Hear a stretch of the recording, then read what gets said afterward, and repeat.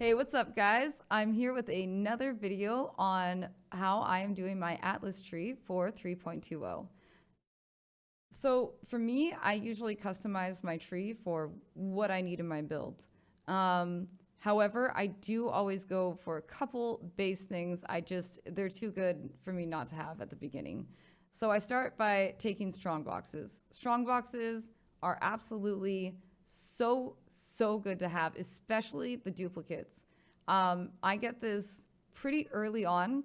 First, I go up this way, straight up the middle, and path over to each shaping the mountains and shaping the skies, because this gives a 30% to get a 1 tier higher map, and this has helped my map sustain immensely.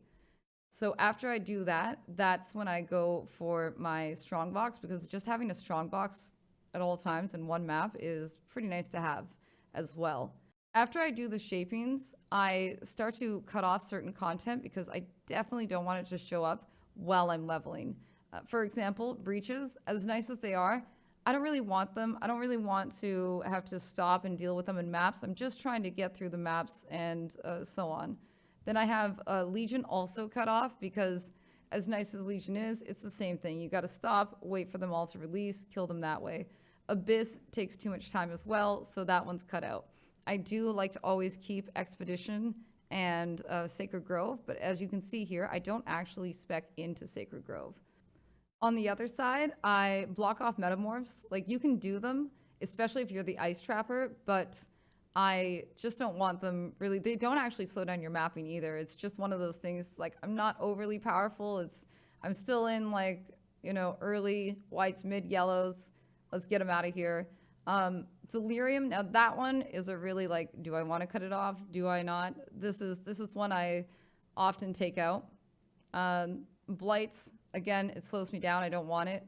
And Ritual is another one of those that is actually really useful, but depending on what build you are, it can be pretty dangerous. So I just take it out of pure okay, this could be dangerous, take it out, I'll put it in later because I know it's good.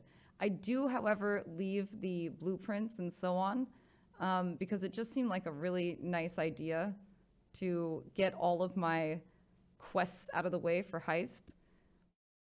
And Heist is very profitable in the beginning.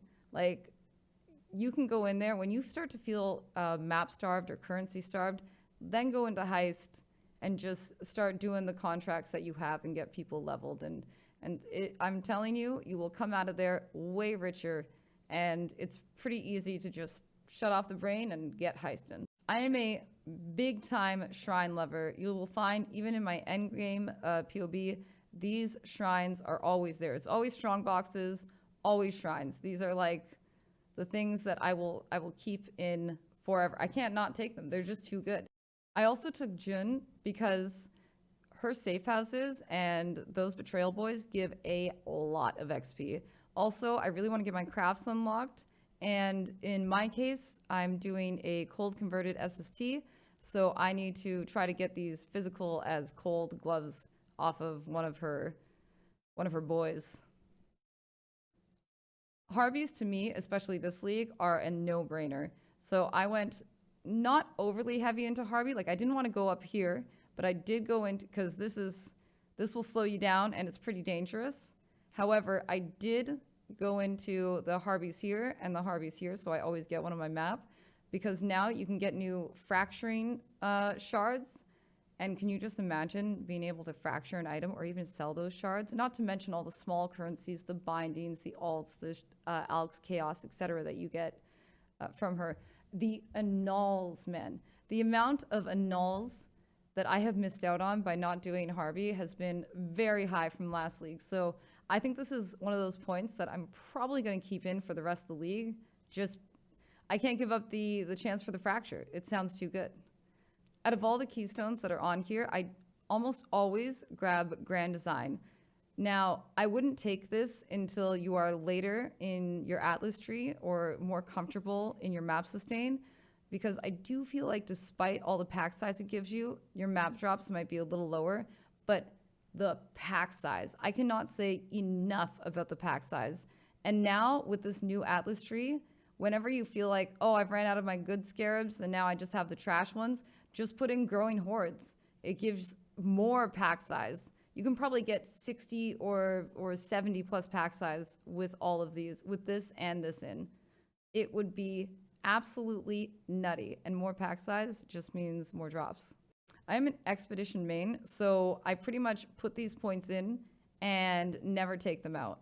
I did end up putting in ROG over here because if you can craft some gear with ROG, not only can you craft amazing gear for yourself, but you can sell a lot of nice ROG gear, especially for me, the jewelry. He can make you disgusting jewelry, Omni jewelry, a lot of nice T1 resist jewelry. It's definitely worth ROG early, and then later on, I'll show you in the endgame tree that I'll take him out. I also make sure I get expedition here. Pretty much all the expedition nodes, I get at least a little something in each one. I am also a big time shrine main. I always put points into my shrines. At least these two are fully shrined up. I don't often do covetous shrine. It's just like, it's nice, but it's not, it's whatever for me.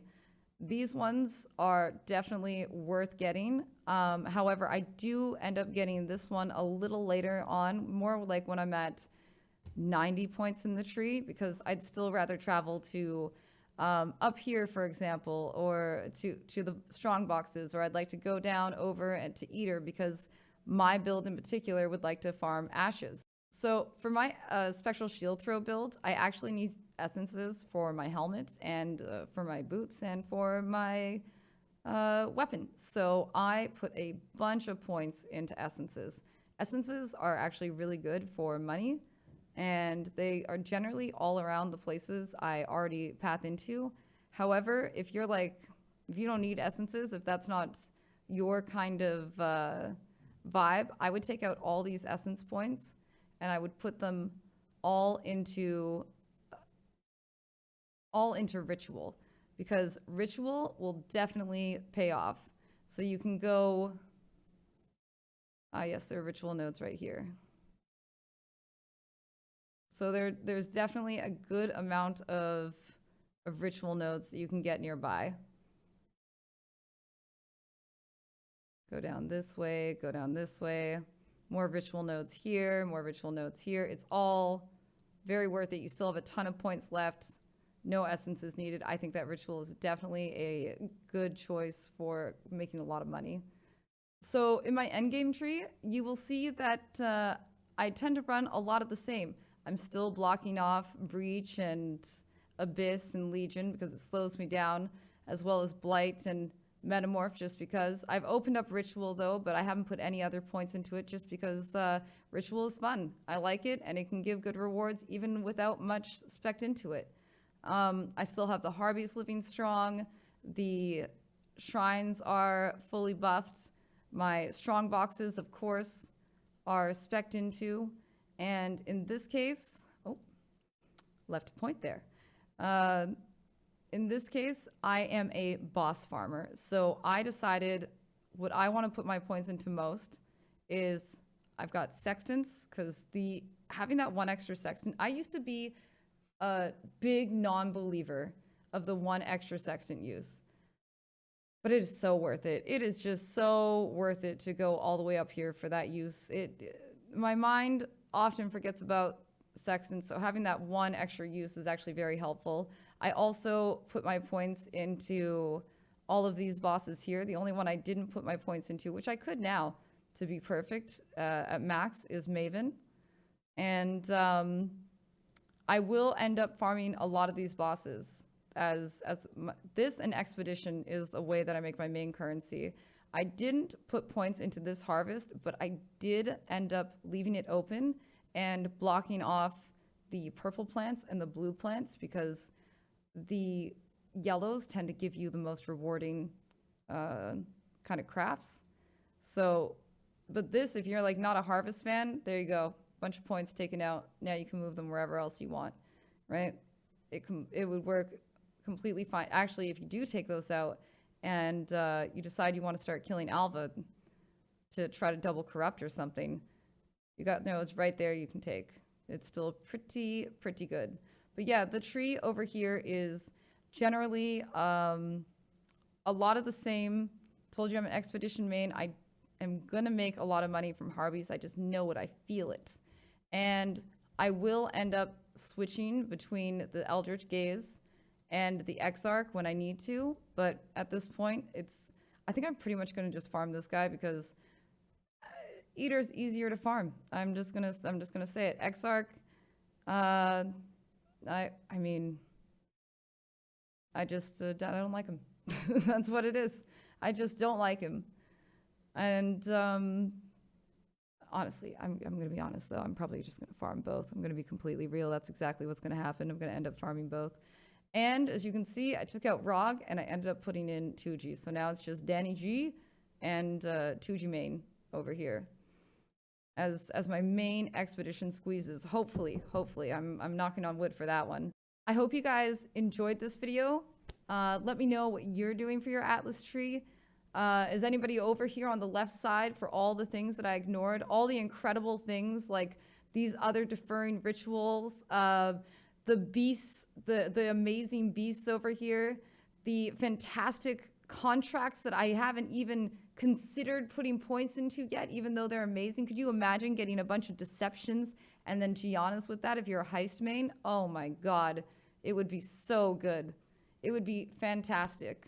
Yeah, so let me know. Let me know if anybody's doing anything like that in the comments below. If you've watched this video to the end, consider subscribing and enjoy your time playing Path, guys. I will see you later.